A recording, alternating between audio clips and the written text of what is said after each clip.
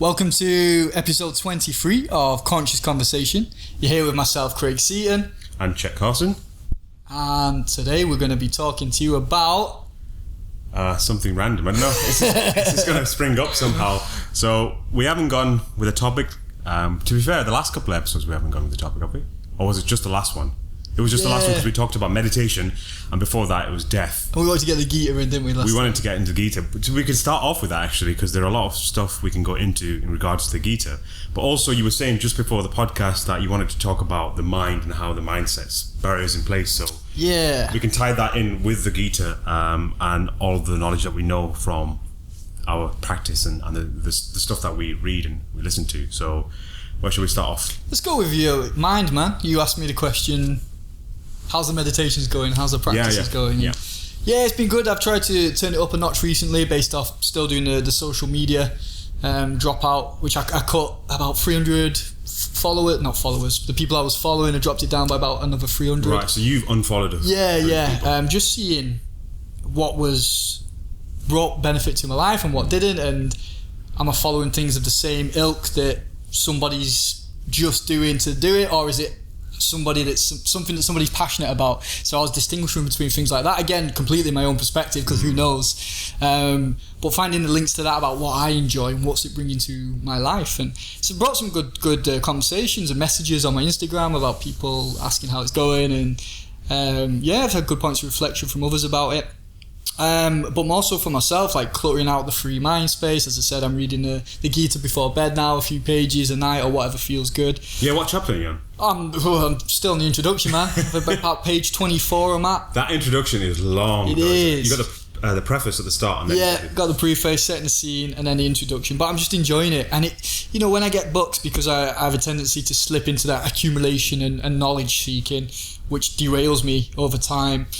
It's great to witness that I have no desire to get to the next page or to finish. It's just wow, feeling it and enjoying it. Yeah. And I think there was a sense of awareness when I read that, just opening the book and like reading the first bit. I was like, there's something special in it, and it just keeps, the Gita's popping up everywhere. So I'm studying the Kundalini Yoga teacher training. Just got to a chapter about the history, which I sent you a picture of. Yeah, the Mahabharata. Yeah, about that. And I met with a friend the other day, and I was telling him what I'm reading, and he said, I found a copy of the book on the street the same way I found a copy. And the day I started reading it, I saw some Hare Krishnas walking around. So it's like, again, synchronistic events. I do look for these things and I do believe in them. I don't see how the life cannot function without them as guidance to tell you where you're at. Even if something you see, yellow car, and then you start to see more yellow cars, which is actually a true thing that I've just been doing recently, but it's a resonance of where you're at. And even on a deeper aspect, it's energy attracting. A focus brings something to life, which ties into where I am with the meditation at the minute and intensifying it in a free way. Not I must do it. It's there's a deeper pull to get sterner with meditations. Just finding a pull to stillness, maybe because of the weather as well and the heat. Everything just feels a bit more quiet for me. But the meditations are going very well, and tying it in with my lucid dreaming practices. Listening to some great teachers, one of them being Andrew Holacek. He did the Tibetan Buddhist retreat for 3 years, and he teaches lucid dreaming now.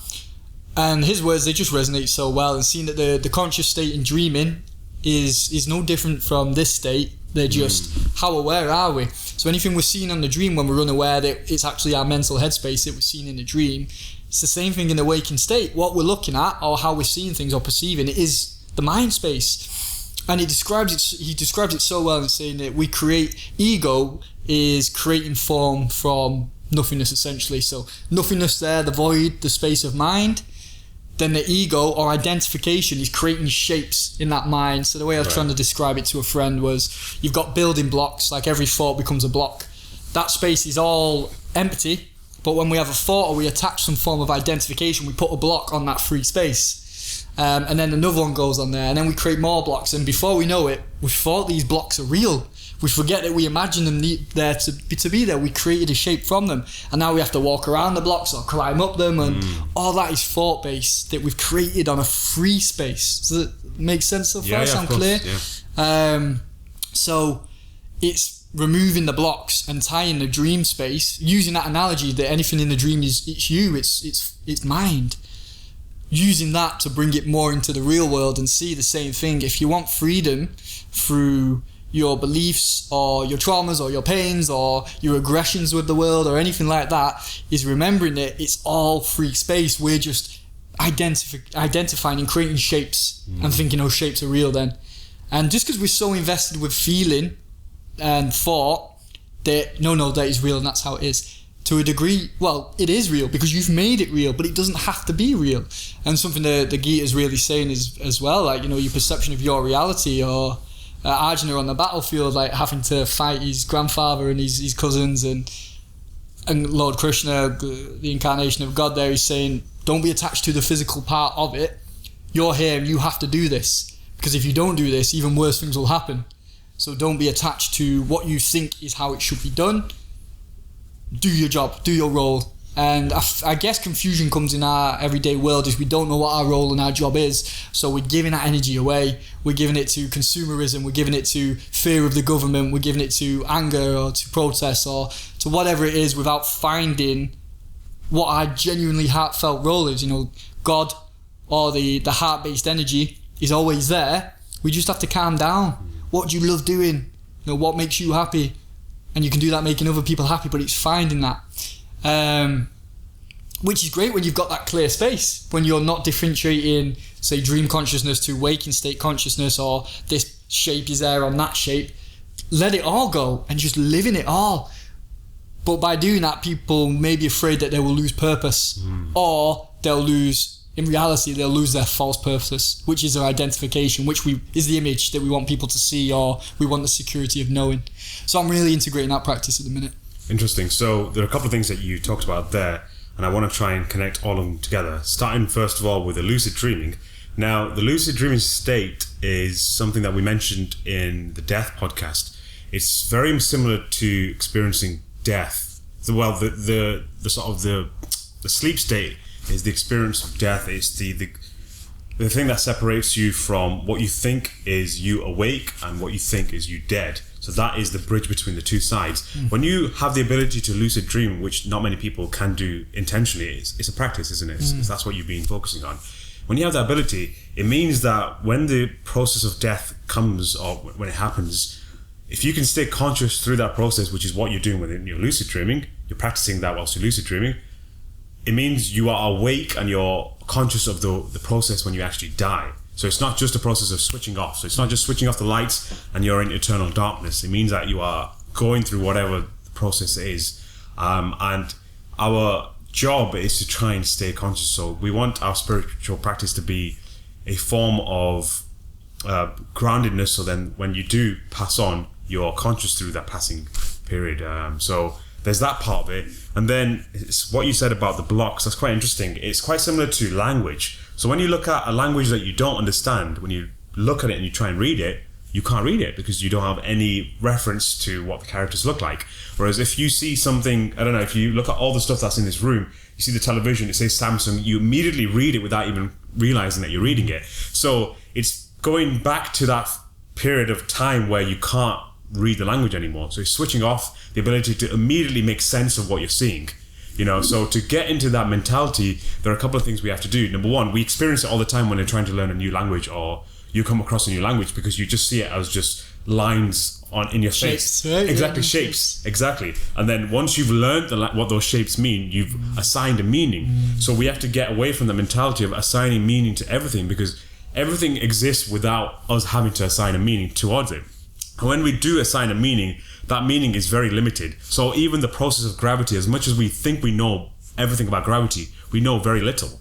And the stuff that we do know is the stuff that we've assigned a meaning towards the stuff that we know. So we've assigned logic and understanding towards that, and then we can assign a shape to it so it fits a particular narrative. And the narrative doesn't mean that it's negative. It just means that it's a form for us to understand how that process works for us, you know, how we comprehend it. So to move away from that, there are a couple of things we have to do. Meditation, I feel like meditation takes you out of that realm where you start forgetting things. And I was saying it to you the other day that I had this weird experience.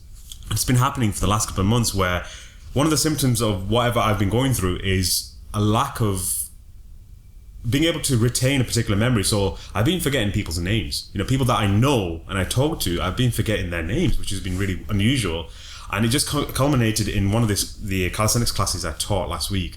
And I completely forgot people that are good friends of mine. I forgot their names. And it took a couple of seconds to think, what's your name again? And it was just such a weird experience to go through. And I think it's because through this lockdown, I've been spending a large portion of time on my own. Even climbing. When you're climbing, you're literally on your own against the wall. Obviously, you've got your belay underneath you, but you're still spending a lot more time on your own against the elements or facing the elements. And I've forgotten what particular words were. And I remember when I was having conversations, just forgetting basic words for basic things, you know, like for example, trying to remember what a cat is, you know, stuff like that. Just forgetting basic stuff like that. And I remember we were talking about Castaway when Tom Hanks was, you know, cast away on the island. The first thing that will go is your sense of self. So that chatting monkey that you have in your head that keeps talking all the time, that disappears because it dissolves. When you have no interactions, especially when you're alone and you've got no one around you and you have very minimal interactions with people, the first thing that disappears and the first thing that doesn't need to be there is for you to talk to yourself all the time because you have no one to talk to. So that doesn't need to exist. So when that dissolves, you're back in your primitive self. So we look at animals and we wonder sometimes, how can animals live such... they look so peaceful. Obviously, they go through their natural processes. They might be predators, so they hunt. They might be, you know, herbivores, so they eat plants and stuff. But they look so peaceful because they don't have to think about things so much. They don't have that ability to comprehend life's existence and what the meaning of life is. So to have that primitive self again, to go back to that primitive self, means you wipe out everything you thought you know, and you start from that square again, from that first step. And it's a sense of, you know, seeing life in a way without having those shapes assigned to whatever we see. So it's going back into that state. And then tying it in with what the Gita was saying, it's the duty that Arjun had was Dharma. It was the Dharma of his caste, his traits that he has as a human being that were put on him. And Krishna was saying, drop everything else. Drop who you are as a person, drop all your attachments, drop your relationships with your brothers, your relationship with the opposition, which is your fathers, your grandfathers, your teachers, your cousins. Drop all of that and follow one of the main things, which is Dharma. Let go of everything else. And that is one thing that we've lost over traditions. Especially in this age that we're living in, we've let go of Dharma. The dissolution of Dharma is what's created the Kali Yuga, which is what we're in right now. So this is where Krishna is saying, drop all of that. But one thing I want you to hold on to is your Dharma, which is to fight in that war.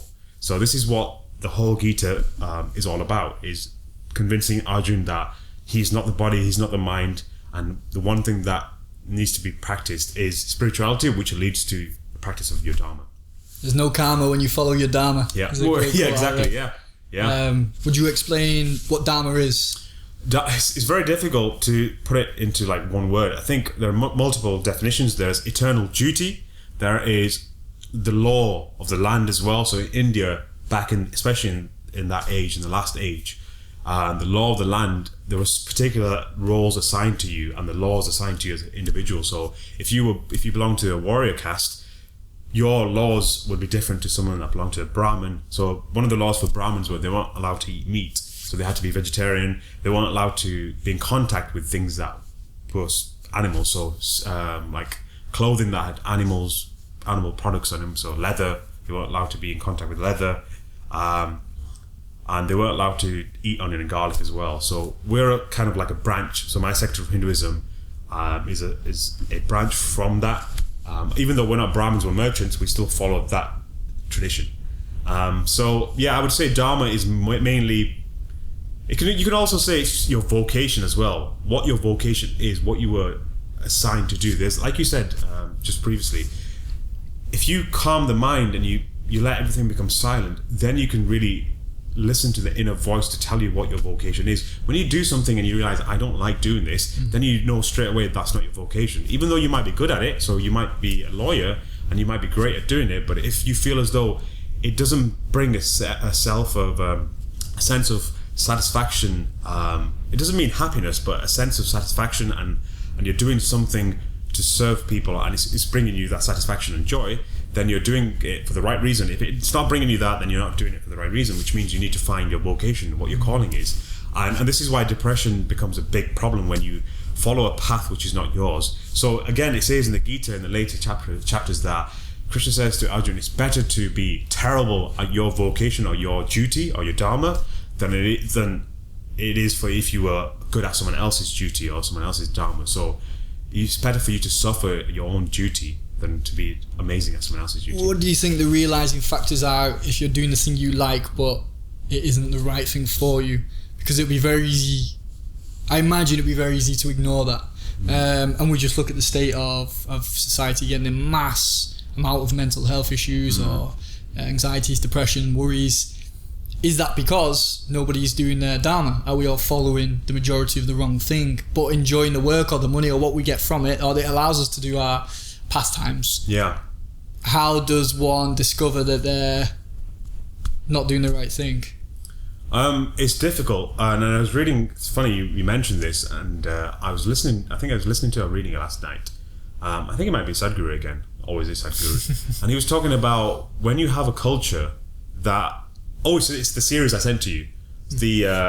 His series on the Mahabharata. In one of the episodes, at the end, he does a question and answer session every episode, and then he dedicates an entire episode towards just listening to people's questions from the audience. And one of the questions was, in the culture that we live in, well, one of his answers was, in the environment that we live in, when religion is taken away from the structure of society and the structure of politics and all that, then people that are born in an atheistic environment don't have something to ground them that gives them a higher purpose. Their higher purpose is either to serve themselves or to serve others, but then by serving others, again, you're looking to serve yourself in how it makes you feel. Whereas when you have a religious purpose or a spiritual purpose these days, if you have a spiritual purpose towards that, then you're no longer serving yourself, you're serving a higher purpose.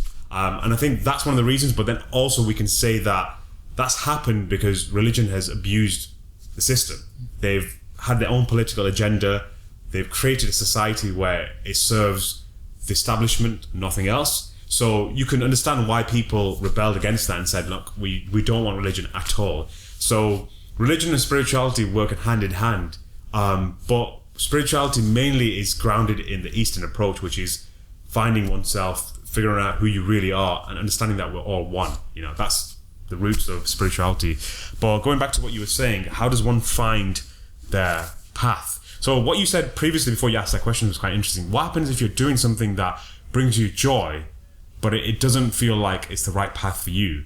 Well, if it brings you joy, then it surely will lead towards the path that you need to be on. Like when you're doing something that's self-satisfying and if you're doing something that's serving other people and it's creating some sort of joy, then surely that's going to lead towards some form of you discovering your path. And the way karma works is like that. It's not a system that's based on morality. That's one thing that people need to understand. If you do something bad happens to you. That's not based on morality. That's based on throwing a ball against a wall and then that ball coming back and hitting you in the face. So it's that same concept when it comes to this. It's not done to punish you. It's done as a way of saying, whatever you do, there is a consequence, whether it's a good consequence or a bad consequence. That's based on your decision. Essentially karma. Yeah.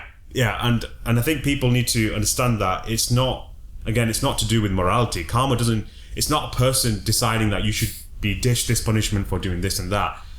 It's just the fact that whatever actions or lack of actions, that's the other thing. People think, okay, if karma is going to be controlling me and I can't really have anything to do, like to control it, then I just won't do anything. And this is something Krishna says to Arjuna, that is just as bad as taking the wrong path, which is not doing anything is worse than taking the wrong path. At least with taking the wrong path, you've taken the action to do that. With not doing anything at all, that is bad because you're not allowing, you're not doing anything about the karma that you've accumulated. You're just letting life go by, and that's what will happen. Even if you just sit there and you just twiddle your thumbs, life will still go on by. you can't stop karma in its essence because it's the fabric of the universe. So yeah, find something that you enjoy, do it, and then what will happen is, and you've probably experienced this as well, you'll exhaust it to the point where now it doesn't bring you joy. If it's the right path, then it won't exhaust you at all. So as much as you go through life, you'll still find happiness doing that. But then when you're doing something it brings you temporary happiness, and then eventually it starts being a burden, or it starts creating problems in you, and you start to not enjoy it as much, then you know straight away you need to switch, and that's not the path you need to find. But what that usually does, it leads you onto another path that you need to take on, and then you find joy in that path, and then again you keep going. And whether you find the right path in this lifetime or in the next lifetime or lifetimes in the future will determine how much you're going to progress in that spiritual practice. Interesting, isn't it? That's completely out the window, because we bring that to a microscope of careers and jobs. Is, well, I've done this in uni, I'm going to go to this job and I'm going to stay here for 40 years. And if we to bring in the spiritual integration of that, is we might just do that job for 2-3 years, and then it no longer fulfills what it is that we're looking to fulfill, or we've learned everything we were in that arena to learn from, maybe on a spiritual level, so we go somewhere else, but we go, no, I'm sticking to this path and I will continue down this path. And then we go, grit your teeth and bear it, like, oh, it's just jobs, isn't it? You know, older generation would talk, yeah, you just get on with it and do it.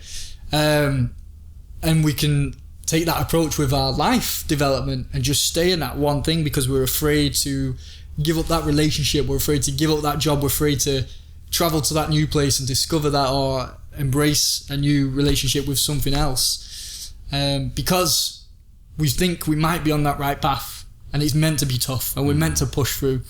A friend of mine, so we were having a conversation, and I told me I'd quit smoking weed, which is something I've done on and off throughout my life at different periods. And there came a point where I was just in self-reflection, like, why do I take something like I do with food or coffees or social media? I just like have these moments of reflection, look at, why am I doing this thing? And is it required? And this was about marijuana. And I don't need to change my state of consciousness because I enjoy my life. I love my life. I think I'm very, fortunate to have the life that I've got. And I don't need to change my state of consciousness through alcohol or drink or psychedelics or anything like that. Only if I choose to do it. But with weed, it was always a source of addiction there throughout. And it was nothing more than pleasure, because it was, you would smoke something like that drug to relax and to come down, or to watch a movie, or to see a new surrounding, which it can be wonderful for. You know, I'd never dismiss it for that experience. But when something's so consistent, what is it bringing to my life? And in that reflection, it's like, nothing. It's nothing. It's just a form of adjusting consciousness. Not even escapism. It was just a source of, that feels nice. But at a cost of, you have a rebound, you have the ganja over, you have to kind of come back, and it can make you very inclusive. And for me, things like that are very Moorish. So it would feed that. And it was a case of seeing that this pathway or this ladder no longer serves its purpose. I could continue to do that, or I could put it down and say enough's enough. And it's fatiguing. Like Kundalini or Kriya Yoga, we fatigue that path of action. You rain it out of you if you need to do it that way. I think the wiser way is always to see, is this job that? Is that drug addiction or drink doing that? Is that relationship with that person? What are they really fulfilling? Why are we still in these things? If it's that point of it's causing friction or a downside, we have to look at that and be honest with ourselves about it, and see if there is a role for it in our life, or if it's just not willing to move on, or an attachment to pleasure, or an attachment to security, or attachment to identification. If we drop all that stuff, you're in another state of freedom, because you do advance, you move up a level. You can't, I always like that saying, if you've got something in your hands, you can't put something new in your hands, you have to put it down and let it go. And it requires a level of not just self-awareness, but willingness. Because so many of us aren't willing to find that new thing, and we'll stay where we are because it's what we know, and because we're identified and defined by it. So what you just said about doing something even though it doesn't serve you, but you know that that's the grind and you need to do it. So it's interesting when people do that.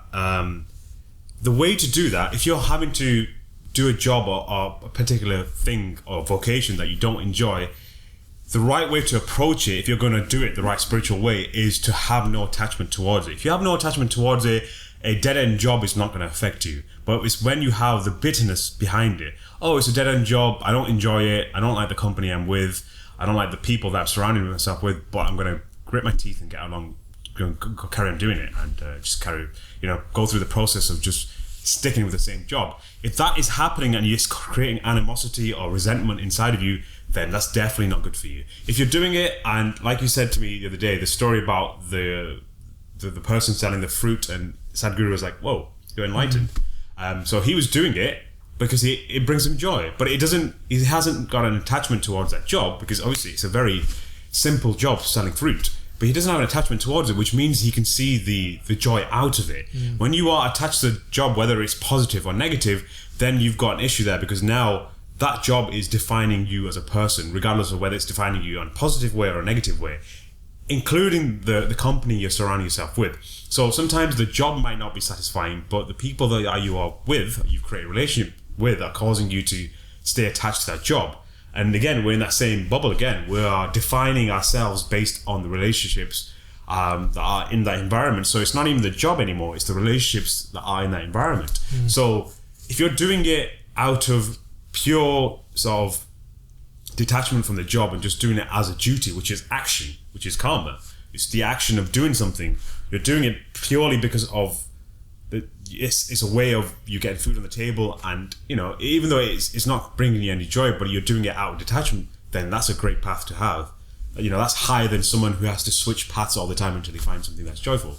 But if you're doing it because which is the majority of the people that do a job, it's draining you, it's not causing you any joy, but you're going to grit your teeth and go through it, that's when all of the health problems start coming in. That's when mental health becomes a problem. That's when people like Steve Jobs and all the people that passed away because of cancer and this and that, that's what happens. You've sacrificed your time and effort on this one thing. It's drained your life energy, and now your body's fighting its own system and saying, this is what I'm presenting you now. You haven't addressed it before, and now you're going to have to suffer the consequences. If you're doing it to that level, and even though he loved working for Apple and being the mastermind behind the iPhone and all the tech that he's created and the revolutions that he's made in that industry, it's drained him. So you've got to ask the question, yes, he was great at it, yes, he might have enjoyed it and loved it, but deep down, was it satisfying that the craving that he was looking for? And clearly, from the experience he went through,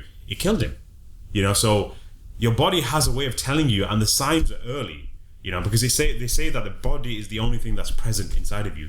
The mind will flutter going back into the past, or it'll flutter in the future, thinking about the aspirations it wants to achieve. But the body is always present. So when the body tells you that you need to slow down, you'll get that well in advance. But if you don't act on that, then there's a consequence for doing that. So again, action and inaction. Are you acting on that sensation, or are you just going to let it pass? But also, there's the flip side of it as well. And Krishna says there's action in inaction, and there's also inaction in action. So if you're doing something that's fruitless, for example, protesting for the sake of protesting, because that's what the cool thing is to do, and that's what everyone else is doing, just to fit in, then there is inaction in action. It's fruitless. There is nothing that's going to come out of it apart from more suffering and more misery. If that's happening and you're doing it for that purpose, then you're just as bad as someone who's not acting at all. So it's a very interesting... It's also creating identification by choosing just to follow without any intellectual thought or awareness as to why. Yeah, exactly. And that ties into the Steve Jobs things, or the people who just get on with it, grin and bear it, not understanding that generation of stress that is deemed as normal is creating the body of stress. It's not like, because we just accept you've got to just get on with it and push through and get through to a degree at certain times, because it can be coming from the mind, but it's understanding the whole situation. If you're continually doing that, or it's just work and it's meant to feel like that, it isn't meant to feel like that. And that state that we're allowing the body to live in, we're feeling that emotionally and mentally. Those bodies are generating our physical body. So if we're creating that stress, it can't not form cancer or some degradation of the body, some illness, some mental breakdown, some dementia. Anything can be caused because we're generating that energy. While if you were to do something healthy and relaxed and you take care of yourself and you go, I'm not happy doing this anymore, and I felt like that for 3 months now, 6 months, time to do something else. And you can put it to rest and change, because your health is so dependent on that. And I wonder if that's something that we'll tune into more, because there's definitely a spiritual upheaval, isn't there? And this line of conversation is more common now. We're just slow, I think, definitely in the West. When you look at medicine in China, where they do sound healing, they do that on, I remember seeing a video where they're reducing a tumour through sound and frequency, because they're healing. I mean, that's all it's coming down to. And that feeling of stress or anger that we're building up throughout the day, it's disturbing the body. It's creating that within the body. I think it's really vital to bring this home, the importance of your daily life, your daily routine, your thoughts, what you're thinking, and what's causing that. Because that attitude, to go back to what I was saying about sharing the story of marijuana, my friend was saying, because for me, I'd always had that attitude in my extremist states, is if it's there, I'll have to smoke it. I couldn't be around something and leave it. Or another example, if some food's there, I used to make sure I ate everything on my plate, even if I was full. You know, these things that are bred into us. And it turned into an extremist thing in other traits. My friend said, well, shouldn't you be able to not have that, to have that thing around, and to choose and to train your mind to only have it sparingly? Yeah. And I was like, I understand what you're saying, but you're choosing to pick a fight to prove something that doesn't need to be proved. It's like, there's a big log over there, I'm going to go pick it up and throw it because I can. Might go and do it, might pull my back out, but at least I know I can do it. For what? You know, that battle doesn't need to be, when you know yourself enough, you choose the battles because it has some sort of validation in it. Well, not validation, some sort of importance in your life or significance. You don't do it just to do it. Why choose a fight just to fight? It's a waste of energy. And that transforms into work is get through, grin and bear it. Why? Because we trained ourselves to think that that's what overcoming something is. But maybe you don't need to overcome that. Maybe you're just walking through a rough and bad neighbourhood because you're walking through a rough and bad neighbourhood, like carrying an expensive bag or purse thinking, well, I'll do it to prove that I can do it. Well, you're going to attract bad vibes doing that. You're going to attract the disaster when it doesn't have to be there. So that's interesting you say that, because we can tie this in with the global marketing situation. And again, this is going to be another controversial topic, but which loosely ties in with exactly what you just said. So when we have a culture that teaches out the women that you should dress in a particular way and you should dress how you want, and then mix those two things together and say, to dress however you want, we want you to dress this way, and you should be free to dress in a way that exposes certain parts of your body, you're creating this environment where now it's exactly that same analogy of the log, where you're going towards it and you're picking a fight. You're thinking that walking through a street dressed in a particular way is not going to get a certain attention. So if you dress as a copper and you enter a street in a certain way, you're going to get a certain amount of respect.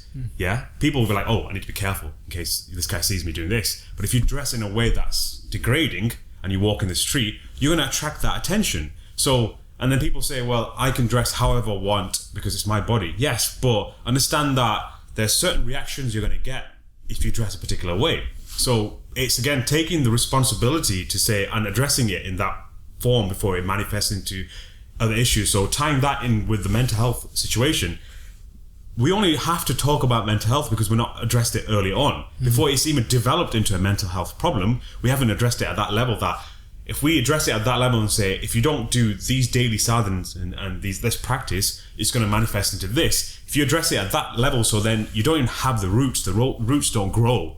You've already trimmed them right from there. Then you don't have to address the situation where now when people have mental health problems, we now have to talk about the mental health problems. You know, you need to deal with the situation at the root as opposed to treating it when the symptoms have already started. Yeah, there's going through the studies of yoga. The book that I'm reading has a really good point in saying that it's with Ashtanga, the eight limbs of yoga, and all the attributes that are meant to be taught with yoga, and how the West has isolated certain elements. It's something we frequently talk about. But it's put the nail on the head. Yoga isn't about just training your body. The reason in a yoga class where they would have mantra and breath work and meditation and physical movement is, well, you've got 4 elements of yoga in that part there.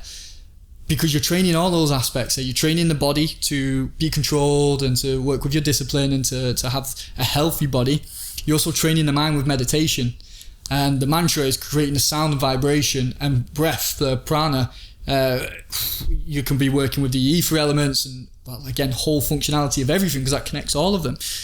That's what yoga is. It's trying to work through all those elements. But you look at the distortion of it, and we just mainly do the physical aspect. But why is there still such a massive imbalance in yogis or in people who attend classes regularly? As you rightfully pointed out in the last talk, is we still haven't separated the body from, the identification and the addiction to the body and the image towards that. Because we just train in the body, now look how good the body is. No, it's because we're not training the mind as well. Like, we might just talk it, but the yoga wants to involve the meditation and the breathing and the mantra to put it all into a package, because we're just training one aspect and forgetting the opposite. And this is the importance of being multidisciplined. Whether you go to the gym and do a circuit, and then you go out for a walk in nature, or you talk to friends that can help the mental side of things. It doesn't have to be the way that me and you do it, or the way that it's been advocated by people who know way more than us for thousands of years. There's something in that, obviously, and we're pulled to that way. But to train all elements, not just train the physical body, or not just train the mind and not have a vital and energetical body, because then you can just be in the mind space and become intellectual and not connect and not feel. So there's always these pitfalls in these other areas, and it needs to be unified.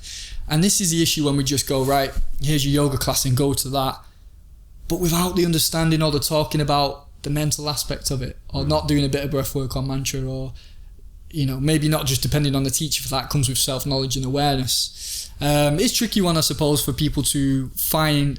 No, it's not. The value's obviously there, isn't it? And if you look after your mind, your body, your emotions, and your spirituality, the way I always base my things off is mental, emotional, physical, and spiritual, because that's where I've found the closest thing to a holistic and totality for myself. And as we just said, it doesn't have to be the way that I do it. It can be the way that anybody does it, but look after those 4 elements. Yeah. So, it's exactly what you just said there. It's the fact that we're isolating one part of it and saying, let's focus purely on that and not addressing the other parts. But it's interesting because a lot of people will talk about, the mental part of it, but it's usually practiced in the wrong environment. So social media, people will post about the spiritual part of yoga and say, I've seen so many people, and I'm probably guilty of doing this, but everything I post when it comes to the spiritual side, I try and apply it. I try and use some part of it and then come from the basis of experience. I think that is the most important thing. People can talk about, because today is Janmashtami, which is Krishna's birthday, and people are posting stuff about that. It's great, but how does it reflect on you? How does it, what kind of experience have you got from that? So it's your own personal experience towards that, not just quoting these books. It's great to read the Gita, but like we said in the previous podcast, it's pretty much pointless if you are applying any part of it into your life, because the whole purpose of the Gita was application to your mental life, your physical life, and your spiritual life. It all has to culminate into one package, and we just don't want to do that, because first of all, it's difficult, and I don't blame people for not doing this. It's a world we live in that prioritizes pretty much on the aesthetics and the external look of someone. And when we have that aspect, we want to quench that first, which is, let's address the physical side first. Great, you've addressed it. You've been a yoga teacher for how many years? 2 or 3 years. Okay, you've addressed that part. Now, what's the mental part? Well, I kind of do my daily sadhans. I meditate and this and that. Great. So what problems are you going through your life, and what kind of situations are you addressing? Well, I've got an addiction towards weed, or I've got addiction towards women. Are you addressing it? Kind of, but I'm still attached to it. So why are you attached to it? See, these kind of questions, they have to lead to the next question, and you have to kind of see it as a checklist and take them off. But we don't. We address a tiny part of it. Well, this one person was toxic to me, so I got rid of her. Okay, so now what are you doing? Well, I've just moved on to another person. Well, this is the problem. You're not solving the issue. You're just trimming the roots, like cutting your hair. You're cutting your hair, but you're letting the hair grow out again. And then you're cutting it again. It's just a never-ending process. So you have to somehow one day wake up and say, I need to get that weed killer and kill it completely. And it's either done, you either do it voluntarily, or it's going to be done to you in some form of way. And it comes with a price when it's done in that forceful way. So you either have to destroy you as a person, or you have to, like Steve Jobs, what happened to Steve Jobs? He got cancer. Or you have to have something that literally gives you a proper shake-up to make you realize that actually this is the way you were doing it was the wrong way, and now you're going to have to do it. So we have to address it at that level, and And we always try and make excuses for people when we say, well, you know, the society's like this and you've got distractions and you've got this and that. Well, this is exactly what Arjuna had to face. The fact that he was in an environment where, you know, he had everything. He was the warrior. Everything that he did up to that moment in time was built on the basis that he would get to that battle, right? So he was born as a warrior. He learned his craft as a warrior, his sadhana, his dharma as a warrior. And then in the moment where it mattered the most, he couldn't do it. And again, we talk about facing our fears, but then people that post stuff about facing our fears, it's done again in a very abstract manner. Oh, you know, jumping off a building when you're skydiving or base jumping or jumping off a plane, and it's great. You can relate it to that, but then again, it's attached to the act of seeking thrills. So we have to look at it in a point of view where you're not attached at all. So if you can jump off, I know I'm kind of deviating, but if you can jump off a building or jump off from a plane and not have that attachment towards the feeling of it, then you've done something amazing there. You've done something. That's when you've got to that level, that awakened state, you know, or you're glimpsing that awakened state. It's the fact that you're not attached to the feeling of how it feels. You can do anything in life and you're not attached to it. So it's being desireless and practicing vairagya. So you're not desiring anything. You're doing it pretty much for the focus is to serve the world, and that's it. So I think it's getting to that state, even with the tiniest thing. So you don't have to be someone who's, you know, who's got a charity and he's feeding people. You don't have to do any of that. You just have to serve the world in your way, even if it's just as a yoga teacher, but do it in a way that doesn't have addictions and attachments towards tiny little things. So like, you know, you might say to me, I loved your yoga practice today. Yes, good. I do it anyway, so whether you like it or not, it's just not going to affect me. You know, and people think, well, that's just being callous. You're not addressing that person's, you know, compliment towards you. And I say it's not that. It's the fact that you can address that and then just not pat yourself in the back. I think we address that and then we pat ourselves in the back secretly, and that's where the problem comes. Yeah, that will show us where we're at, because it's, say somebody says, oh, thank you, I appreciate it, you said that's very nice, but not to be like, yes, I did it, and then pat yourself in the back. Yeah.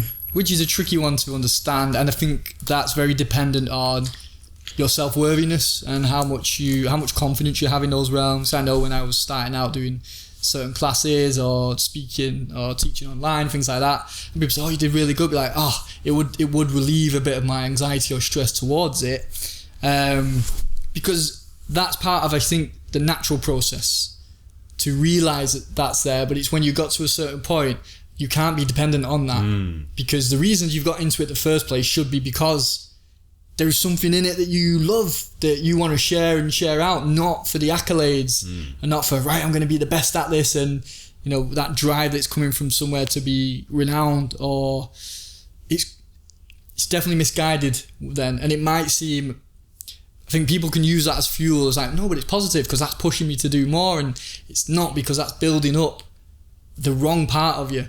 You're not doing it for the right reasons. It's building up more of the image or more of the celebrity side of it, really, to be known in a certain way. So to know the reasons what you're doing it for will give you the freedom. If somebody has disliked it, okay, maybe I can learn something from that, but I'm not doing it for that person. I'm doing it because I love to do it and to spread the benefit out. How they think or feel about it, obviously there's feedback on, oh, you could try using this or sitting there or whatever. Yeah, that's external stuff to fit the arena. But internally, it's a case of, how pure is it? What is the true reasons that we're doing these things for?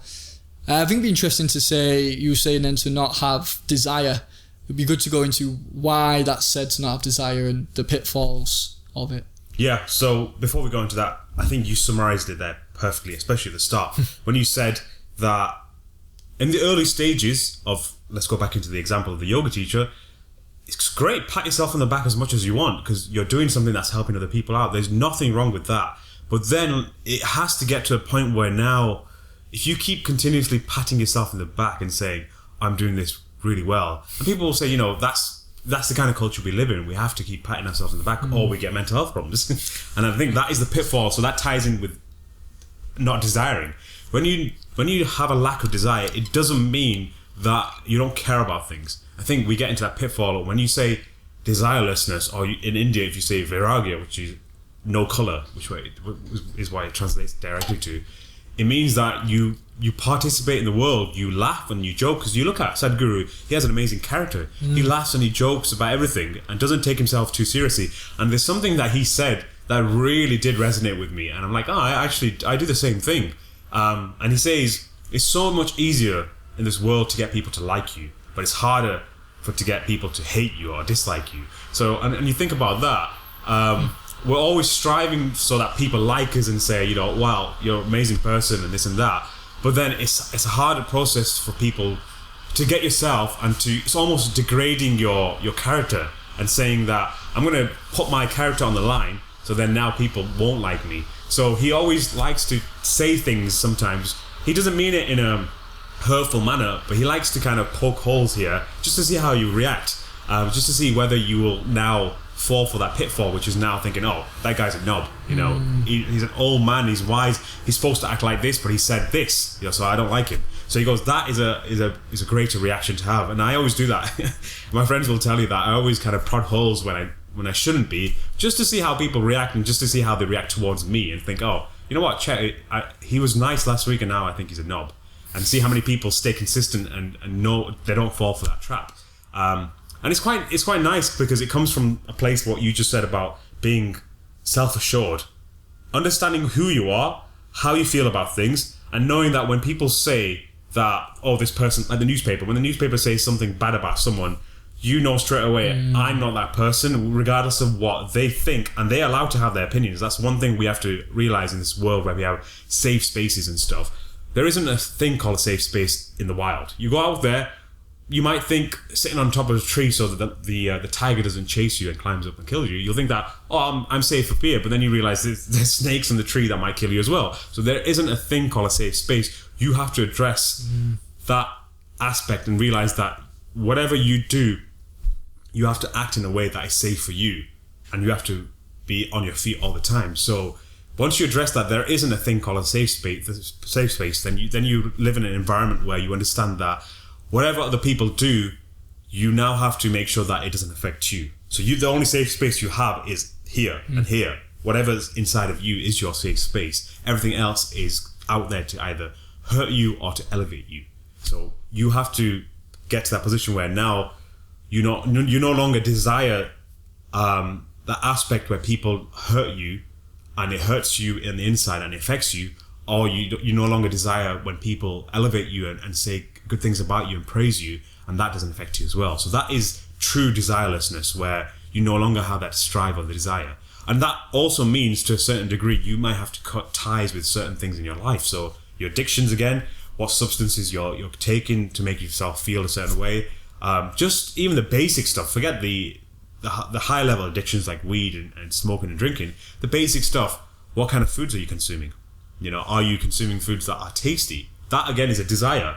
You're desiring the taste, and that's why you're consuming those foods. So letting go of those things, the same as the relationship situations as well. Are you desiring to be with someone because you enjoy the pleasures of life? So let go of that aspect as well. And people say, well, if you let go of all of those, how can you live a fulfilling life? Well, the act of letting go doesn't mean that you don't participate in it. That's the other thing that people get confused by. These kings, and I think Sadhguru mentioned this in the last the talk in the Mahabharata, and it accumulated to this. He said kings, and I think a person in the crowd asked, these kings had multiple wives.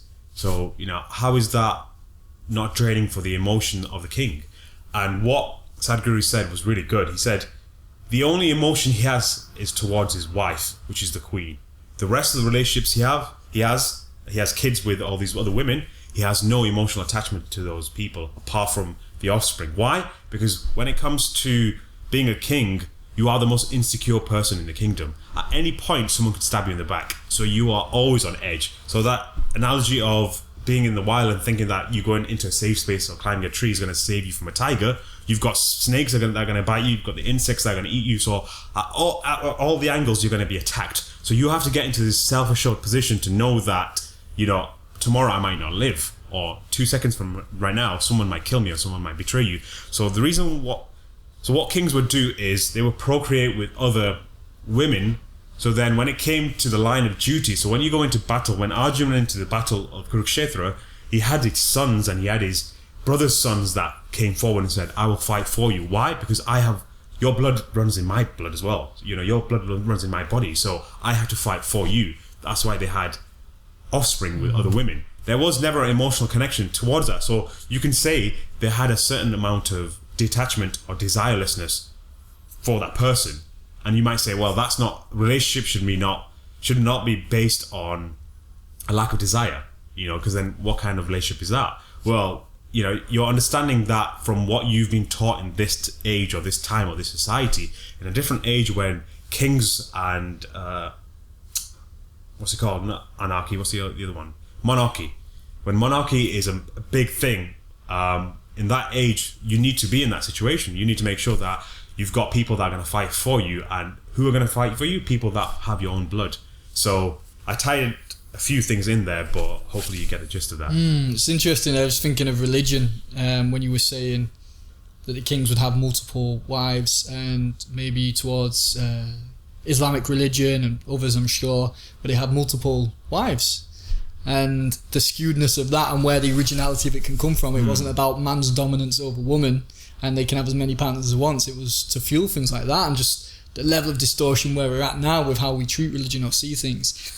I found out recently as well in Sikh religion, where the man would walk in front of the woman, and it's not like how it's seen as now, where it's a singers or the man's in front of the woman because he's more powerful. It was a case of the man leads because he can take on danger at the front or anything that comes, and the woman can hold the reins and the energy of the man if he needs to be pulled back. And I was like, wow, what a beautiful way that originally was to the distribution of now the man's the ultimate power at the front and the woman's at the back. Like, what a crazy turnaround of how we've skewered things. And whether we talk about that in Christianity and religion and Catholicism, that you have to go through the priest and you repent all your sins here and the priest will tell God about it and then you'll be fine, and then go and sin again and just forgive at the end. And it's the original teachings were so on a pure level, and we've broken them in such a horrific way. Abused them to serve the ego, not to serve the original purpose or to serve God. And it's just really interesting. So what you just said there is exactly what the issues that we're surrounding ourselves right now.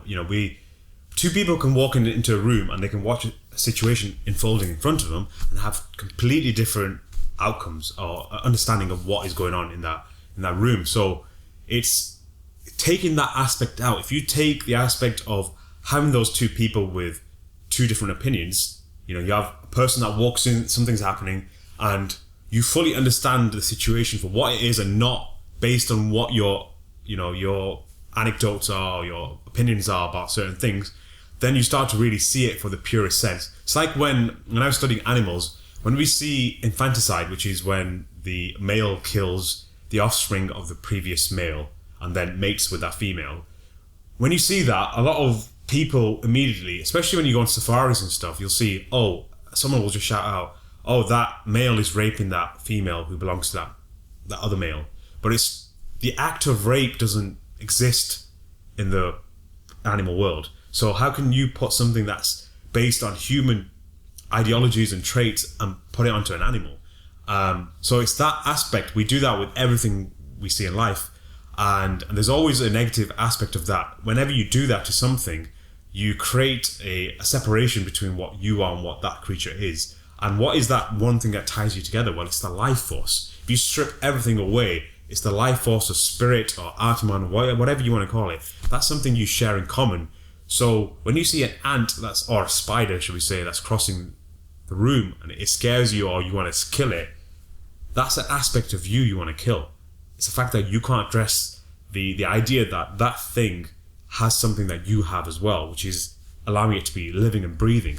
So it's understanding it in that way. And then once you do understand it in that way, you start to see that when a fly sits on you or when a spider just walks past you, you understand that you're on your own journey and that creature is in its own journey as well. And you respect that, you respect that living entity. So it's living with that respect or harmony with life. And when we don't have that, this is when we have those pitfalls where we start to address life as, it's all against women or it's all against this and that. And we put all these narratives. And you ask the question, okay, so if you have that mentality, how does it serve the world? Like, how is it serving you as an individual? If you have that mentality of all women are victims of, a patriarchy or a patriarchal society, how is it going to serve you? Well, you can act as a victim and say, oh, women are treated like this and that, and we need to kind of stand up and create environments where it's just women only and this and that, and say this is how it should be.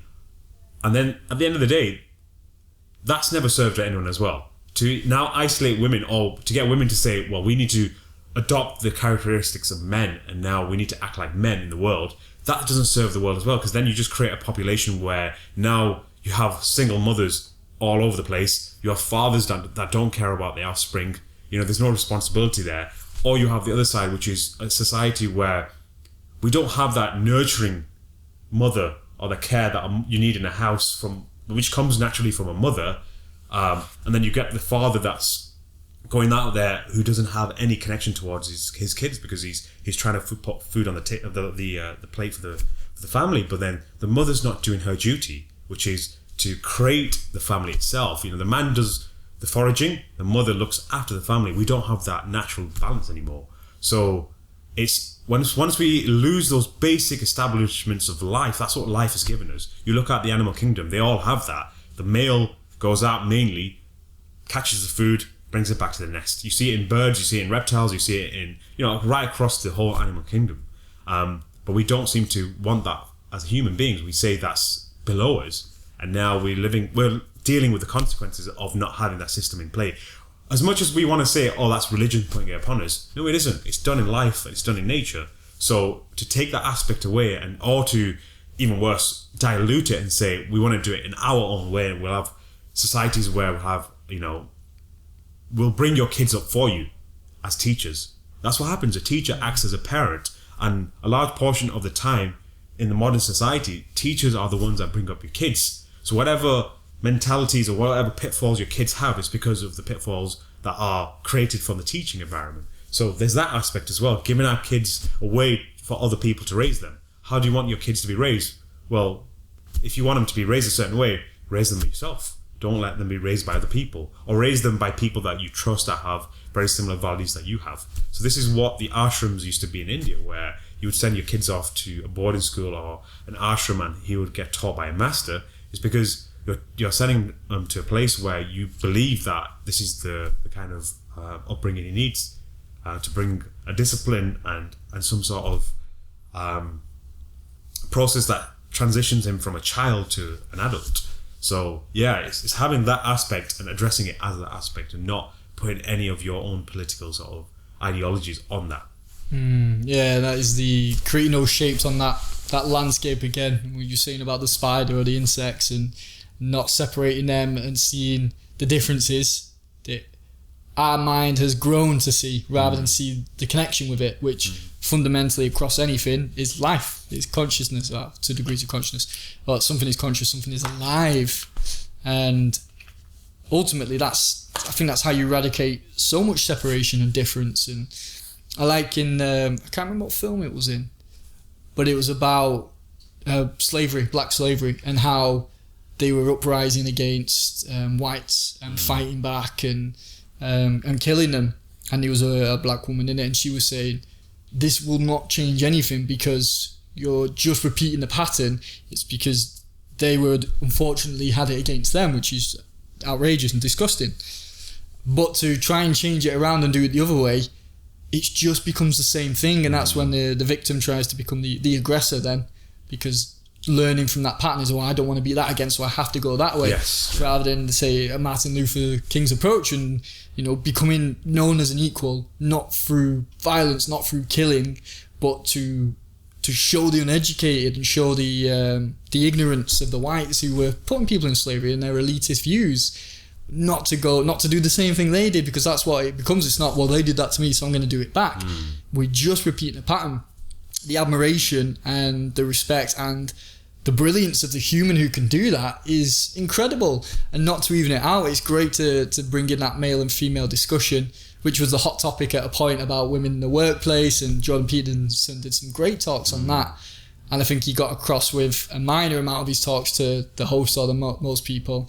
The majority want to fight the agenda, talking about extremeness or an expression of feminism or machoism, whatever way you want to look at it, it's too far the other way. It's not in balance, and it's too far to say, hey, here's my flag and this is why you're going to look at things the way I look at things. Bring your opinions and views to the table, but also bring the other views and opinions to the table. I see that you see it this way. I believe that's wrong because da-da-da. Here's how we level the playing field. You see things in this view and I'll see things in this view, and bring it together. Not to kill it, not to battle it out, because then we're just battling, we're choosing the fight.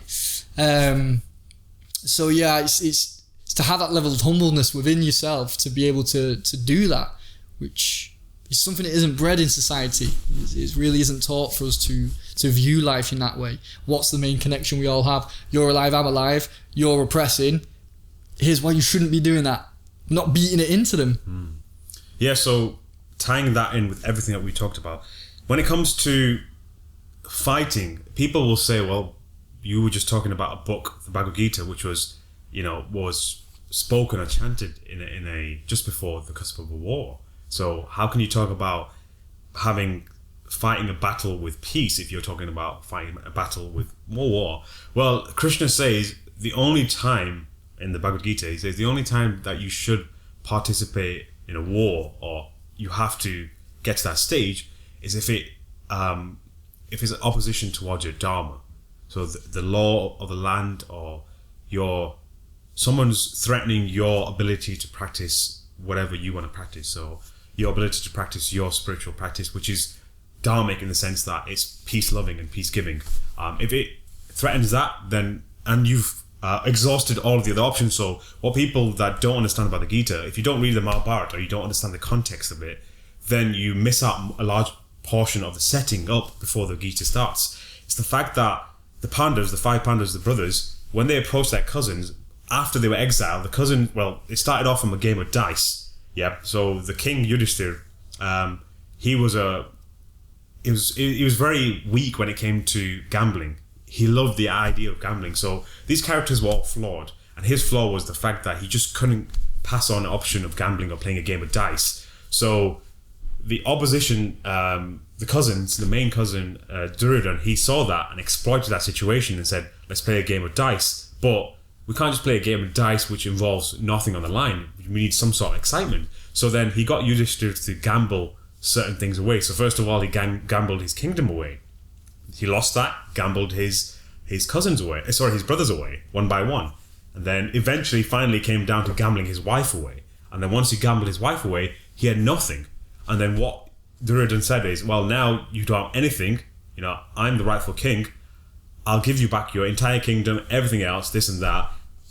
If you win this dice game in the next round, yeah, you're going to gamble that. But then in return, if you lose, you have to go away for 12 years. You're going to have to go away for exile. And again, he lost. So he was exiled. Lost everything. But he could have easily said, look, mate, I don't have to play your stupid game because I'm the rightful king. I can just kill you right now and get rid of you. But he was so for Dharma. He was known as, he was actually the son of the god of Dharma. So his one thing that he would lose everything. He would lose his honor, his pride, his kingdom, his wealth, etc. But one thing he would never lose is his Dharma. And he was always a rightful man. So through the process of getting to that stage of the game of dice, when that happened and they were, he said, look, this is our kingdom. All we want in return, when he came back from exile, he said, look, all we want in return is 4 villages. You can have the rest of the kingdom. We just want 4 villages. And Duryodhan said that I'm not even willing to give you 1 village, forget 4. And that's why the war happened. So throughout the process of the Mahabharata, the Pandavas tried to convince Duryodhan that war wasn't the answer. This can be done in a peaceful way. There's going to be slaughter. People will die. Please don't let us do this. Krishna went to him finally as well and said, look, you don't have to do this. Look, I've been brought up with both of you. You're both like my sons. We don't have to do this. And he said, no, war is what we're going to have to do because they want the kingdom. We're not willing to give it. So war is what will have to happen.